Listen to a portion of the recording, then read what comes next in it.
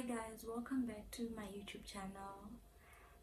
Today it's a different day and we're sitting down and I'm wearing my specs because my eyes haven't been quite well. So yeah, I don't usually wear them all the time. I just wear them when my eyes starts getting weird. So that is not the topic of today. But today's topic, I just wanted to encourage someone who's going through a similar thing that I'm going through, but which I will talk about. But I just wanted to, do my introductions and say hi, guys. Welcome back to my YouTube video, and I really hope that this video would actually touch someone out there in the world. And I really hope that maybe one of you guys do relate to what's going on. And I'm being vulnerable in this channel, and I really hope that you guys do enjoy this video and give it a thumbs up and a like and a sabi.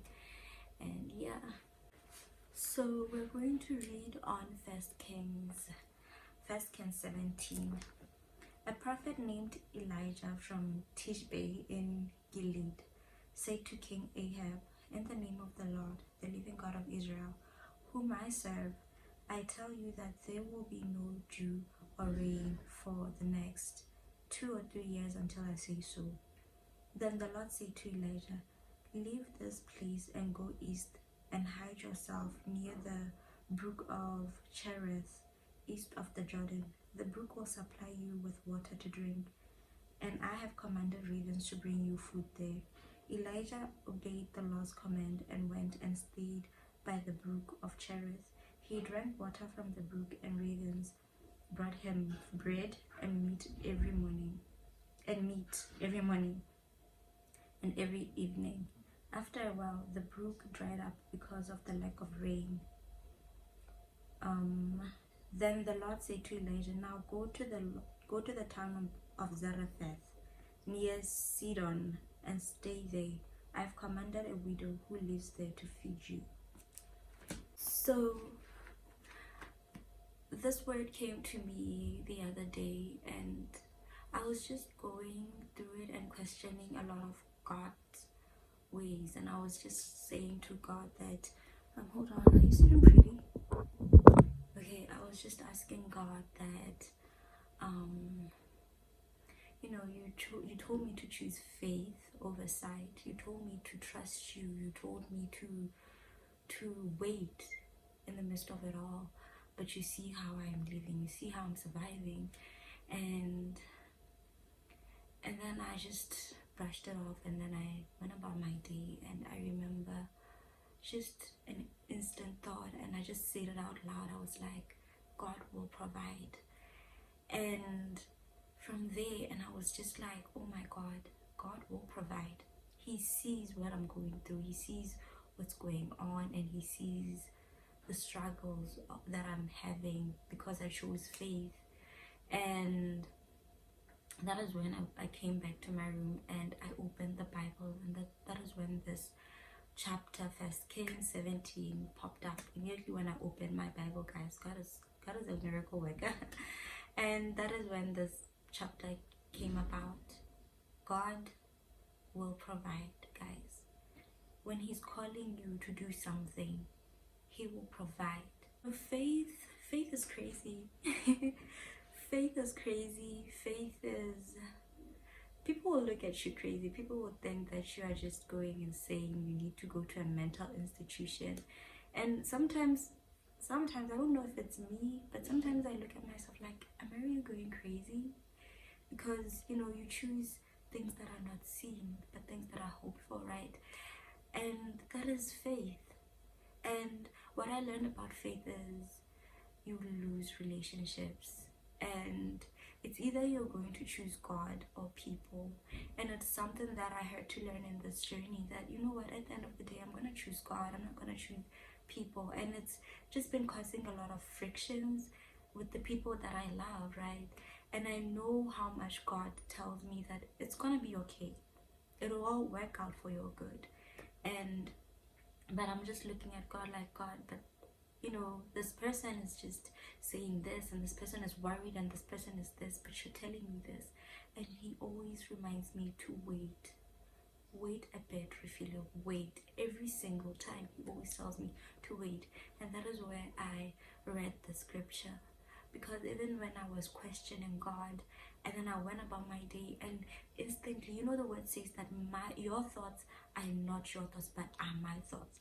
The thought instantly came, God will provide. And I remember just instantly saying it out loud without even just, you know, I just had to say it, God will provide. And I was like, oh wow, God will provide. You know, I once read in the word that I think it was Paul who said it. He was like, impressing human beings is just leads you to death, but impressing God and just leaning onto God, it gives you life fully, right? And it was one of the scriptures that I had to read when I was actually questioning God. And because, you know, a lot of people were questioning my intentions, and I was questioning God's intentions about my life. And I had to read where Elijah had to, like, where God had to tell Elijah to go to a certain place, and he will tell the ravens, to bring him meat and bread, right? Yeah, where he would tell the ravens to bring him meat and basically food. And that is when I just instantly knew that God will provide. We don't know how. He's such a big God that he will even use ravens. He will use anything and anyone, his creations, to provide just for you. So I guess from all of this whole thing, I had to tell myself that I have to trust God. I don't know where I'm going, I don't know what's happening, but it's faith, right? Faith is like, you know, it's like the wind blows, but it doesn't know where it goes. So we don't know, and it's actually there in the scripture. The wind blows and it doesn't know where it's going, and that is faith. I don't know where I'm going, but I know who the leader is, who's leading me on this whole journey, and it's Jesus, and I have to trust. And I have to trust, right? And I just wanted to encourage someone out there that is walking by faith now. And I know that a lot of people are questioning your intentions, that they think that you're crazy, and a lot is going on. But I just wanted to tell you that Jesus will provide, and he is the leader. He knows what's going on. He will provide. And I know you're questioning him in your mind right now, even by just looking at your circumstances. You're just questioning God, but he will provide. He knows what he's doing. You have to trust. All you have to do is trust Jesus. He will provide.